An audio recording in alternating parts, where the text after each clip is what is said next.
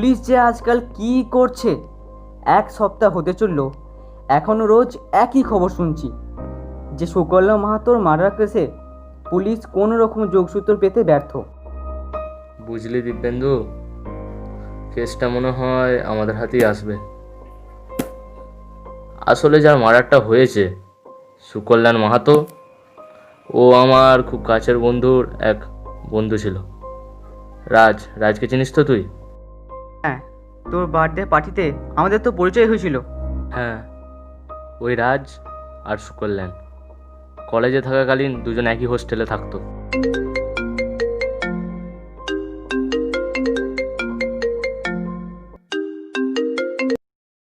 Hello, detective জয় বলছো?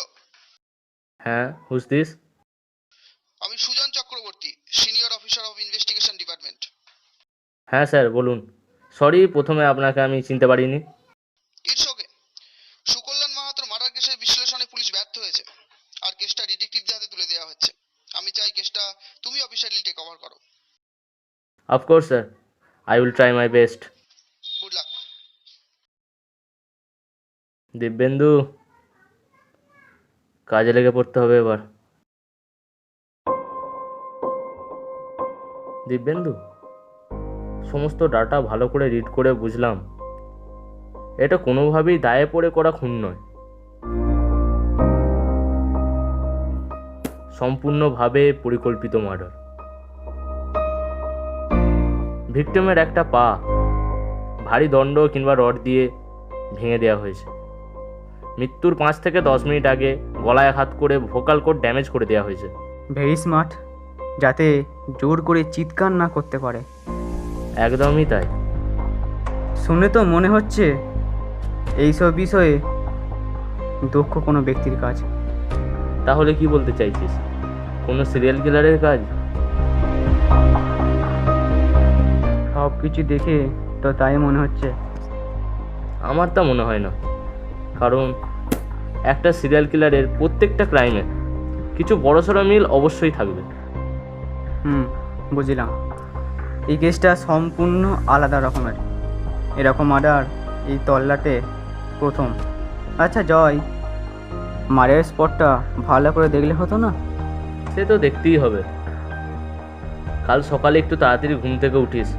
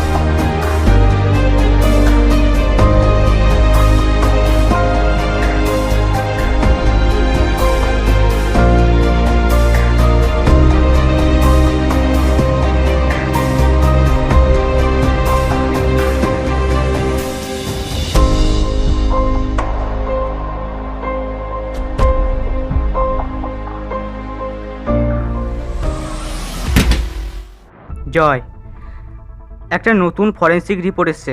হ্যাঁ, কিছু ভাবছিলিস? রাজের সাথে ফোনে কথা হলো। ওকে এখানে ডাকলে কীরকম হয়? আসলে ভিক্টিম ও খুব কাছের বন্ধু ছিল রাজের, তাই এই বিষয়ে ও অনেক তথ্য আমাদেরকে দিতে পারবে। তুই কি কিছু বলছিলিস? রিপোর্ট অনুযায়ী ভিকটিমের দেহে ড্রাগের অস্তিত্ব পাওয়া গেছে, কিন্তু ভাববার বিষয় এই যে এই ড্রাগ মৃত্যুর পর ভিকটিমের দেহে প্রবেশ করানো হয়েছে। সে কি, ডাক্তার ঠিকভাবে আইডেন্টিফাই করা গেছে? এটাই তো একটা দিক নির্ণয়কের সূত্র জয়। ড্রাগটা কোনো একটি মাত্র ড্রাগ নয়, অনেকগুলো তীব্র আর অনেকগুলো মৃদু ড্রাগের মিশ্রণ। মৃত্যুর আগে দেহে ইনজেক্ট করা হলেও ভিকটিম কিন্তু মারা যেত। সব কিছু কেমন জানি গুলিয়ে যাচ্ছে। এবার তো মনে হচ্ছে কিলার কোনো মানসিক রোগগ্রস্ত ব্যক্তি। এমনও তো হতে পারে তদন্তকে দিকভ্রষ্ট করার জন্য এমন করা হয়েছে। কিন্তু এমনও তো হতে পারে কিলার এর মাধ্যমে কোনো ক্লু রেখে যেতে চাইছে। কাল সকালে রাজ এখানে আসছে, ওর কাছ থেকে আগে সুকল্যাণের ব্যাপারে সব কিছু জেনে নিতে হবে।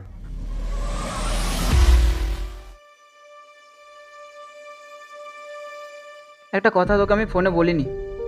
সুকল্যাণ মারা যাওয়ার আগের দিন ওর একটা চিঠি এসেছিল আমার কাছে। ইমেলের যোগে চিঠিকে পাঠায় ভাই? না, চিঠিও ঠিক না, জাস্ট খামের মধ্যে একটা কাগজ ওর ঠিকানা থেকে আমার ঠিকানাতে এসেছিল। এই যে এটা। সুইসাইড নোট নাকি? তা আবার মৃত্যু আগে বন্ধুকে পাঠানো?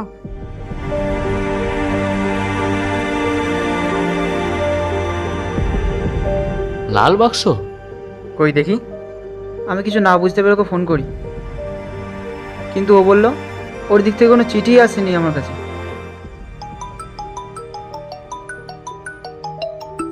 ভাস্কর এই সময়? এই ভাস্করটা আবার কে? আমার কলেজের সময়কার বন্ধু। হ্যাঁ ভাস্কর বল। চিঠি? স্পিকারে দে। হ্যাঁ, শুধু লাল বাক্স লেখা আছে চিঠিতে। কাল এসেছে চিঠিটা, কাল আমি বাড়িতে থাকিনি তাই আজ পেলাম। এই মুহূর্তে তুমি কোথায় আছো? বাড়িতে কেন? আমি যেটা বলছি সেটা মন দিয়ে শোনো। হ্যালো হ্যালো হ্যালো ভাস্কর। তুই ভাস্কর ঠিকানা জানিস? হ্যাঁ, এখান থেকে 1 ঘন্টা রাস্তা, শর্টকাটে গেলে 45 minute. Come on hurry up, come on.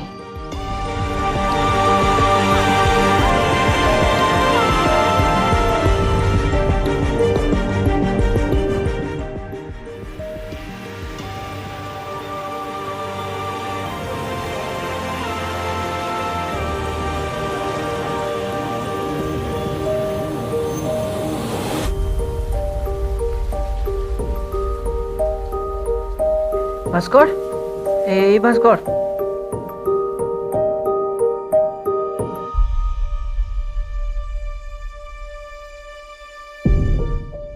Bhaskar, এই লাল বাক্স, এই লাল বাক্স আমি চিনি।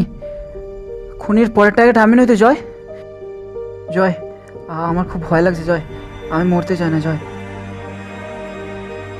এই লাল বাক্সটা কার? ভাস্করেরই? না, তবে আমার শরীর খারাপ করছে জয়, আমাকে বাড়ি নিয়ে চল। ঠিক আছে, তুই বাড়ি চল। দিব্যেন্দু, কিছুতে হাত লাগাস না, পুলিশকে খবর দে।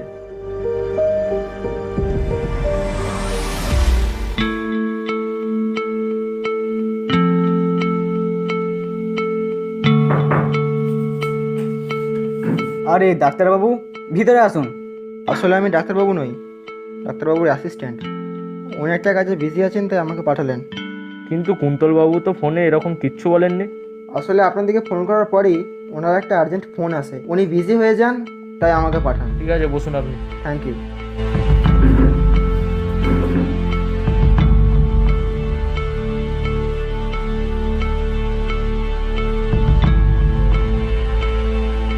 এছাড়া মাস্ক পরে এসেছে কেন? এমনি এসেছে মনে হয়, কিন্তু আমি ভাবছি অন্য কথা। কুন্তলদা হঠাৎ করে নিজে না এসে অ্যাসিস্ট্যান্ট পাঠালো কেন? আগে তো কোনোবার এরকম করেননি। তাহলে একবার ফোন করে দেখবো। না, ফোন করতে হবে না, কোনো কাজে ব্যস্ত আছে মনে হয়। লাল বাক্স, লাল বাক্স। আরে লাল বাক্স তো এখানেই আছে, তোর চোখের সামনে। আরে তুমি একটু চোখ বন্ধ করে শান্ত হয়ে বসো। Relax, relax. রিল্যাক্স, আমরা তো আছি, রিল্যাক্স। দেখুন, এই ওষুধগুলো আনবেন, আর এই খামের ভেতরে থাকা ওষুধগুলো আনবেন। এটা আমার প্রাথমিকভাবে দেখে যা মনে হলো তার প্রেসক্রিপশন, আর এটা ডাক্তারবাবুর অনুমান করা প্রেসক্রিপশন। ঠিক আছে, তাহলে এখন আমি আসি। দিব্যেন্দু, ডাক্তারবাবুকে একটু বাইরে ছেড়ে দিয়ে আয়।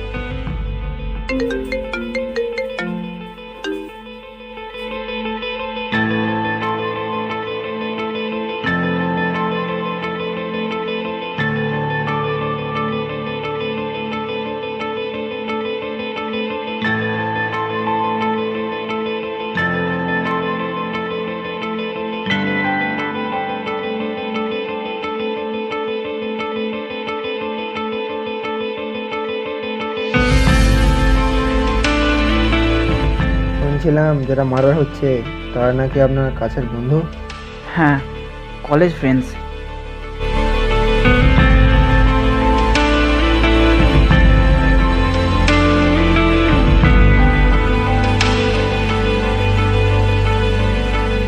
সাবধানে থাকবেন একটু, হতে পারে খুনি আপনার খুব চেনা মানুষ।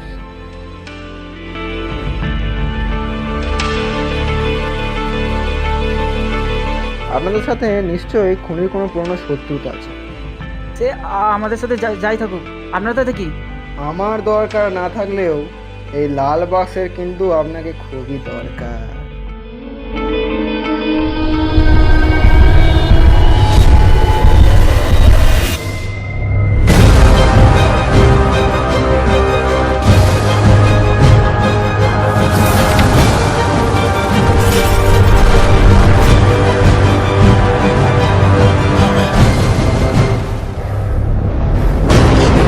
লাল বাক্স, লাল বাক্স।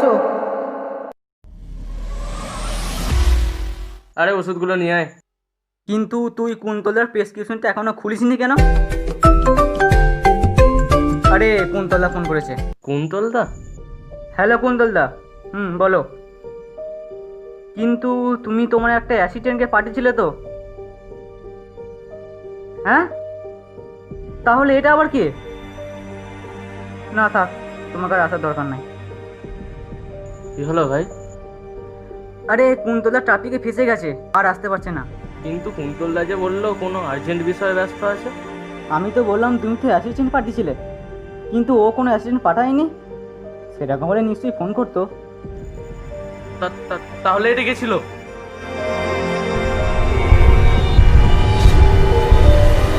জয়,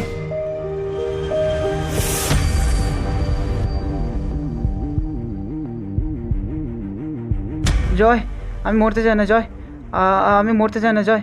আমি জানি এরপরও আমাকেই মারবে। জয়, আমাকে প্লিজ বাঁচা, প্লিজ। কিছু হবে না, শান্ত হও। তার মানে এই সেই সিরিয়াল কিলার এখানেই এসেছিল সে, আমাদের নাকের ডগা দিয়ে চলে গেল, আমরা কিচ্ছু করতে পারলাম না। Damn it! আমি তো ওকে আবার বাইরে ছেড়ে এলাম। বাবা গো, ভাবলি গা শিউরে ওঠে। কিলারের বুদ্ধির তারিফ করতেই হয়। আমরা এখন যেখানে আছি তার থেকেও 10 কদম এগিয়ে গেছে।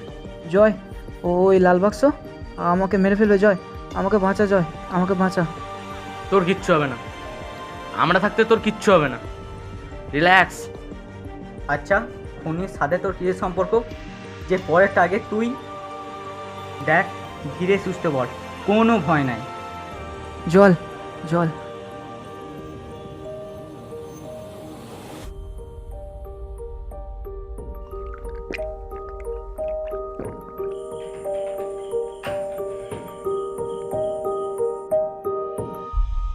আমি, সুকল্যাণ আর ভাস্কর একই কলেজে পড়তাম। আমাদের আরও একজন বন্ধু ছিল, আদিত্য। খুব শান্ত স্বভাবের আর ইনোসেন্ট চেহারা। পড়াশোনাও বেশি নম্বর পেত না, কিন্তু ওর অবজারভেশন পাওয়ার আর মনে রাখার ক্ষমতা ছিল অসাধারণ। আর ওর ভাবনা ছিল আমাদের থেকে এক কদম আগে। একদিন ও নিজে থেকেই আমাদের বলল ও নাকি স্কিজোফ্রেনিয়া রোগীদের জন্য একটা ওষুধ তৈরি করেছে। আমরা ওকে সাহায্য করব বললাম, ও রাজিও হলো। তারপর ও আমাদের ঘরে নিয়ে গেল। তারপর আমাদেরকে বলল ওই ওষুধ নাকি আরও ইমপ্রুভমেন্ট করার দরকার ছিল, তাই ও কারোর কাছে এটা প্রকাশ করেনি। কিছুদিন কাজ করার পর আমাদের বলল ওই ওষুধ টেস্ট করার জন্য আমাদের নিজেদের শরীরে, কিন্তু আমরা রাজি হইনি আর ওর সাথে কাজ করা ছেড়েও দিই। তারপর সেই ওষুধ ও নিজের শরীরে প্রয়োগ করে আর বিষক্রিয়ায় মারা যায়। তারপর ওর বাড়িতে আগুন লেগে যায় হঠাৎ করেই, তাই সবাই ভাবে ও মারা গেছে। কিন্তু কিন্তু লাল বাক্স আবার ফিরে এসেছে, আমাকে আমাকে মেরে ফেলবে। তুই কিলারের ঠিকানা জানিস তো? হ্যাঁ। ঠিক আছে, এতে ঠিকানাটা লিখে দে।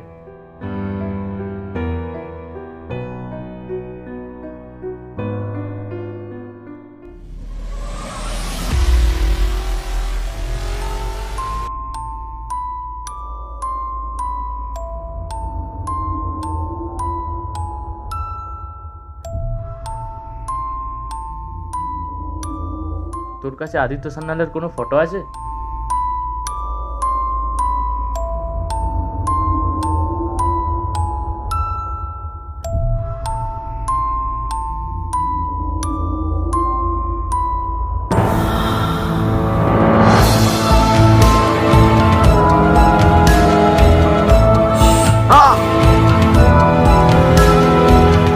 কি হলো?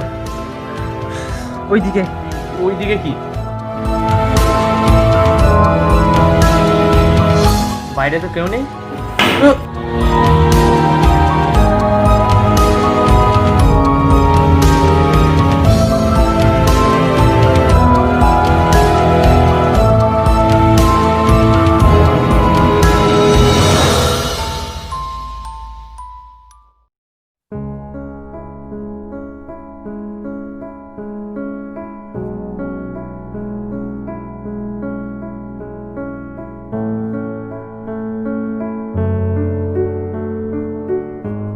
জয়, এ জয়, জয়,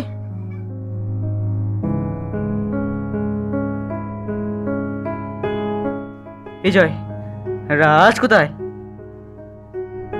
জানি না, তুই ওর ফোনটা ট্রেস করার ব্যবস্থা কর।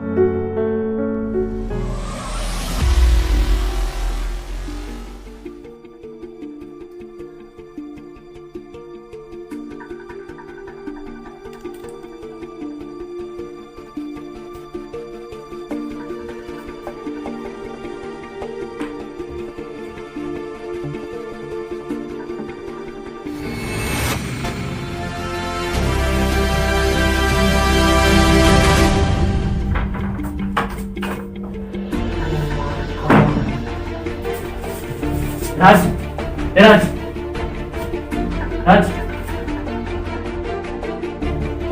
উঠবে না, ও আর উঠবে না দিব্যেন্দু বাবু। ওকে যে আমি চিরকালের মতো ঘুম পাড়িয়ে দিয়েছি। কেন মারলি? কেন মারলি? বিশ্বাসঘাতকতা করেছিল জয়বাবু, বিশ্বাসঘাতকতা।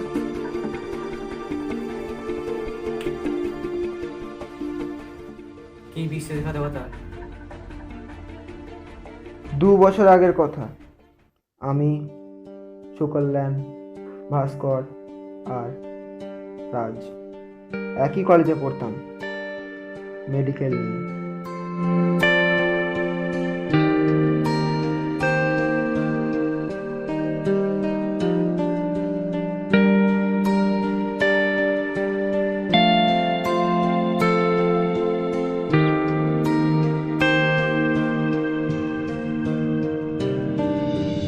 আমি লাল বাক্স নিয়ে ঘুরতাম বলে ওরা সবসময় আমাকে লাল বাক্স বলে মজা করতো।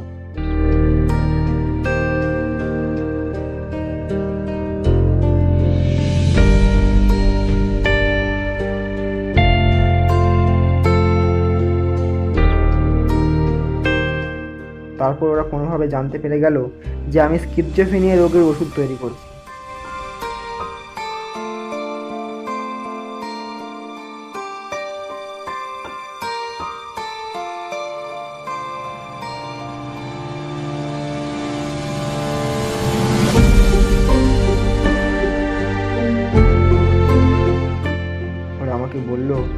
ওরা আমাকে হেল্প করবে।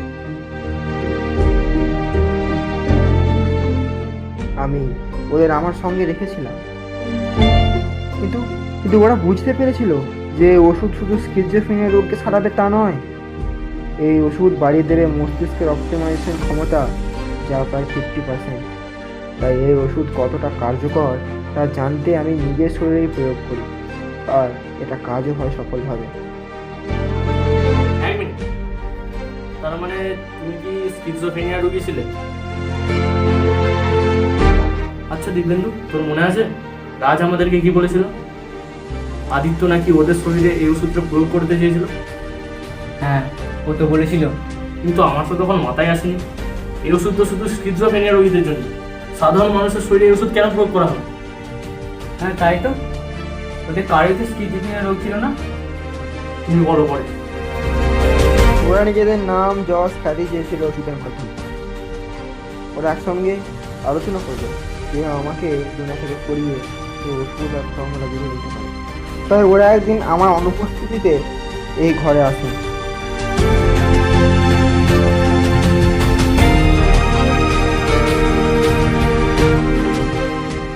আমাকে মারবার জন্য ওরা সব দ্রবণগুলোকে উল্টো পাল্টাভাবে মিশিয়ে দেয়।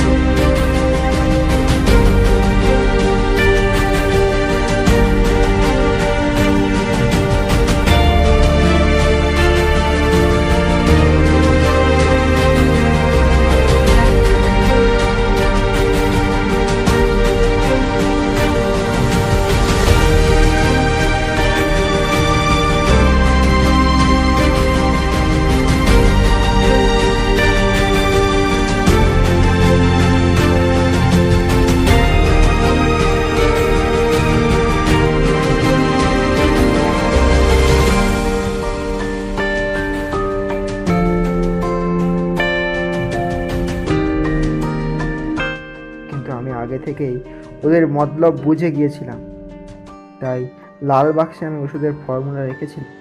তাই লাল বাক্স থেকে ফর্মুলা বার করি আর আমি ঘরেতে আগুন লাগিয়ে দিই নিজেই। সেই আগুনে আমি ফর্মুলাগুলো ফেলে দিই।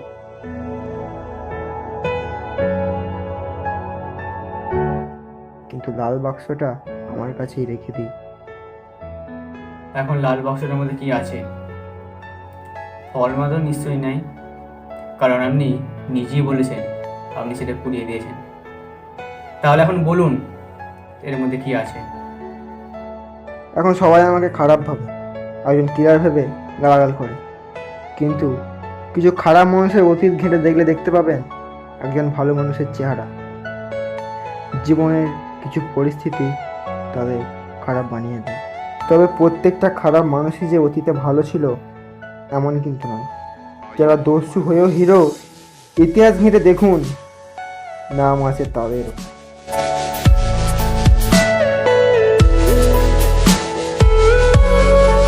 লাল বাক্সতে কি আছে সেটা না হয় রহস্যই থাক। কিন্তু আপনি যে সত্যি কথা বলছেন তার কি প্রমাণ আছে? মরতে থাকা মানুষ কখনো মিথ্যা কথা বলে না জয়বাবু। সময় ফুরিয়ে এসেছে আমারও। ভালো থাকবেন, গুড বাই।